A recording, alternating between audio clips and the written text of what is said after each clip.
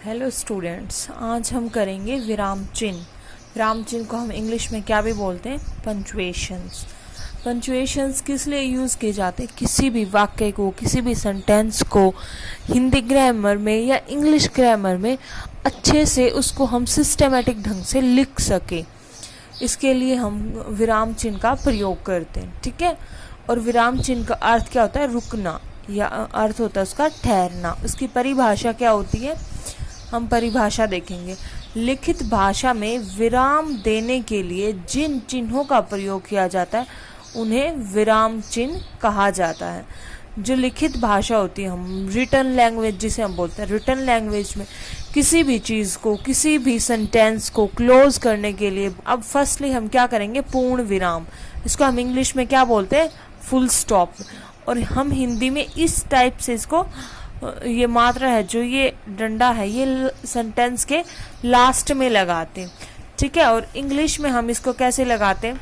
जब sentence complete हो जाता है, जब हम उसको कुछ इस तरीके से लगा के और लास्ट में उसको हम कंप्लीट करते हैं इंग्लिश में। अगर हम हिंदी में देखें तो हम इस तरीके से करते हैं।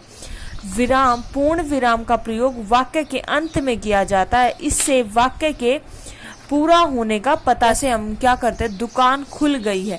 जो ये है के बाद में जो ये डंडा लगा है, ये फुल स्टॉप है, ये पूर्ण विराम है, जो इस वाक्य को कंप्लीट होने के लिए तैयार करता है। अगर हम इसको नहीं लगाते तो शायद किसी को ये लगता है, या हमको खुद को ये लगता कि इसके बाद खुल गई है, ये और कुछ भी बोलेगा। लेकिन जब हमने ये लगा दिया तो इसके बाद ये साबित हो जाता है कि हाँ, ये सेंटेंस या ये वाक्य कंप्लीट हो चुका है। वह बाहर नहीं जाते हैं। जो है के बाद में ये लगाया गया है, ये भी पूर्ण विराम है, जो क्या करता है? इस पूरे सेंटेंस को, इस पूरे वाक्य को कंप्लीट करता है। ठीक है। अब हम करते हैं नेक्स्ट, पर्सन सूचक। पर्सन सूचक को हम इंग्लिश में क्या बोलते हैं? Question mark. क्वेश्चन मार्क किस तरह का होता है? ये सेम टाइप का होता है। इसको हिंदी में लगाओ, चाहे हिंदी के सेंटेंस के बाद लगाओ या इंग्लिश के सेंटेंस में लगाओ, लास्ट में जब आप कंप्लीट करोगे पर्सनवाचक को, तो इस तरह की मार्क आपको देना पड़ेगा। ठीक है। पर्सन सूचक जो चिन्ह होते हैं वो पर्सन पूछने के बाद, जब हमने पर्सन किसी से पूछ लिया, उसके बाद में हमें लिखित में अगर हमने किसी से पूछा है तो उसके बाद में हमें क्वेश्चन मार्क या पर्सन सूचक चिन्ह जो है उसे लगाना अनिवार्य है। पर्सन पूछने के क्वेश्चन मार्क लगा देगा तो हमें ये कंप्लीट हो जाएगा कि वो हमसे ही पूछ रहा है, किसी और से नहीं पूछ रहा, वो हमसे ये पूछ रहा है क्या वह दिल्ली गया। अब इसमें एक नोट करने वाली बात क्या है? यह पर्सन सूचक चिन्ह कब और कहाँ प्रयोग किए जाते हैं? कब प्रयोग किए जाते हैं? ये तो सेंटेंस के लास्ट में किए जाते हैं, जब हम पर्सन पूछते हैं। ठीक है। और कहाँ, जैसे कुछ शब्द होते हैं इसको पूछने के लिए, वहां पे प्रयोग किया जाता है। जैसे पर्सन सूचक जो चिन्ह होते हैं, उन चिन्हों को पूछने के लिए चिन्ह जो दर्शाते हैं उनके चिन्ह भी होते हैं। जैसे चिन्ह तो ये एक ही हो गया, लेकिन कुछ शब्द भी होते हैं जिन शब्दों के लास्ट में ये लगाना अनिवार्य होता है। जैसे क्या है? पर्सन सूचक जो चिन्ह होते हैं उनके लास्ट में या स्टार्टिंग में, लास्ट में तो हम ये लगाएंगे क्वेश्चन मार्क, लेकिन स्टार्टिंग में हमें कुछ चीज़ों से ऐसे पता चल जाएगा, भाई अगर ये शब्द लिखा हुआ है तो इसके लास्ट में ये लगाना है ही। इसके लिए हम क्या देखते हैं? क्या, कौन, कैसे, कब, कहाँ, क्यों आदि शब्द वाले वाक्य के अंत में लगाया जाता है। जो पर्सन सूचक चिन्ह है वो कब लगाया जाता है? क्या वह दिल्ली गया, इसके हमें लास्ट में लगाएंगे। दिल्ली कौन गया, हम पूछ रहे हैं उससे। ठीक है। जब उसके लास्ट में भी लगा, वह दिल्ली कैसे गया। तो ये कुछ शब्द हैं जिनसे हम ये पता लगा सके कि ये क्वेश्चन मार्क इनके लास्ट में लगाया जाएगा। अब हम चलते नेक्स्ट पे। ठीक है। विषय में सूचक, इसको हम क्या भी बोलते हैं? Marks of exclamations. ठीक है। अब ये कैसे, किस प्रकार का होता है? ये कुछ इस प्रकार का इसका चिन्ह होता है। ठीक है।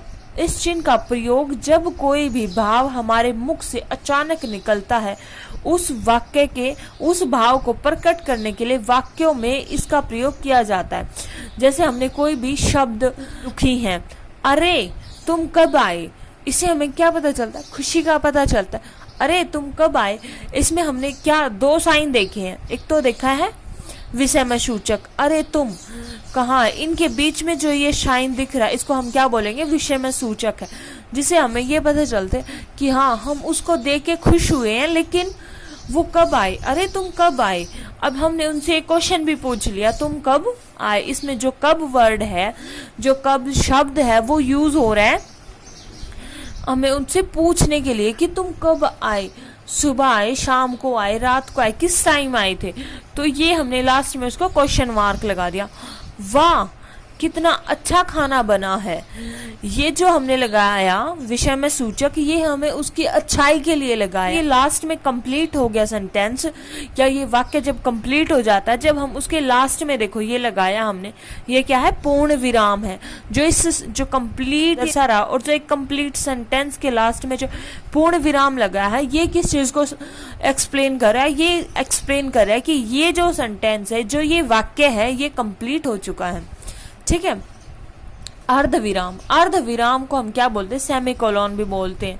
और ये किस तरह का होता है, जो इंग्लिश में हम फुल स्टॉप लगाते हैं, ये उस, और जो हिंदी में हम क्या लगाते हैं, अल्प विराम जो लगाते हैं। अल्प विराम कैसा होता है, ये जो नीचे लगा हुआ ना, इस तरह का होता है अल्प विराम, ये मैं आपको आगे करवाऊंगी। ठीक है। जो पूर्ण विराम से थोड़ा कम रुकने के लिए अल्प विराम का प्रयोग किया जाता है। पूर्ण विराम क्या होता है, जब हम कंप्लीट सेंटेंस रुक जाए, और कंप्लीट सेंटेंस भी नहीं हुआ है लेकिन उसे हमें पहले रुकना भी है, हम क्या करेंगे, अर्ध विराम का हम सेमीकोलन का साइन लगा देंगे। जैसे उसमें क्या, जैसे इसमें विराम से थोड़ा कम रुकने के लिए अर्ध विराम का प्रयोग किया जाता है, तथा इसका प्रयोग उपवाक्य पर जोर बल देने के लिए किया जाता है। इसमें जैसे हम देखते हैं आधा घंटा बीत गया, इसमें हमारा सेंटेंस भी कंप्लीट नहीं हुआ, इससे हमें पता चलता है कि ये और कुछ बोलना चाहता है, और कुछ क्या बोला, खाना कब बनेगा। अब उसने ये दो ये है तो पूरा एक ही, लेकिन इसको दो भाग में हमने डिवाइड कर दिया। डिवाइड कैसे किया, आधा घंटा बीत चुका है, ये एक बात तो होगी, लेकिन हमें उससे आगे भी ये पता चल रहा है कि इससे आगे भी ये कुछ बोलेगा। खाना कब बनेगा, इसमें खाना कब बनेगा जो प्रश्न सूचक का पता चलता, और जो ये श्रम ही जीवन है, आलस मृत्यु है, ये है तो पूरा एक ही सेंटेंस, लेकिन इसको दो भागों में हमने। Thank you students. अगर आपको हमारी वीडियो अच्छी लगे तो हमारे चैनल को सब्सक्राइब करना, हमारी वीडियो को लाइक करना और हमारी वीडियो को शेयर करना। Thank you.